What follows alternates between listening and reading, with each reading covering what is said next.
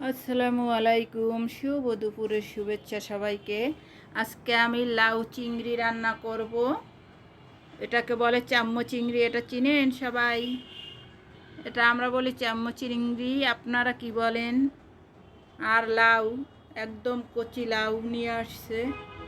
আর যাইয়ে পুঁটি মাছ খেতে মনে চাইছে, তাই পুঁটি মাছ এনেছে। ছোট ছোট মাখো মাখো করব আর চচ্চড়ি করব।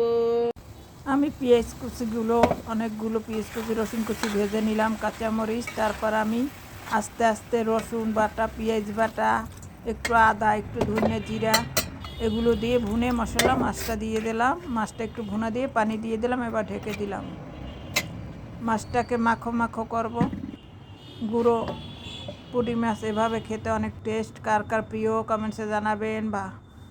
আর এদিকে চিংড়ি মাছ দিয়ে আমি লাউটা রান্না করলাম। হালকা একটু রসুন আর পেঁয়াজ আর সামান্য জিরার গুঁড়ি দিয়ে তুলে নিলাম। রান্না করে ভালো করে ভুনে লাউটা চিংড়ি মাছ দিয়ে পানি দিয়ে রান্না করে তুলে নিলাম। রেডি হয়ে গেল আমার রান্না।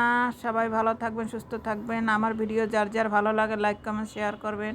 ইনশাআল্লাহ আমিও আপনাদের বাড়িতে ঘুরতে যাব, একটু ব্যস্ত আছি তাই আসতে পারছি না কিছুদিন ধরে, কিন্তু আমি ভুলি নাই, আমি সবার বাড়ি যাব। কারণ সবাই যারা যারা আমার বাড়ি এসে গেছেন, পথ দেখিয়ে গেছেন, সেই পথ ধরেই চলে যাব। একটু সময় লাগবে। আল্লাহ হাফেজ।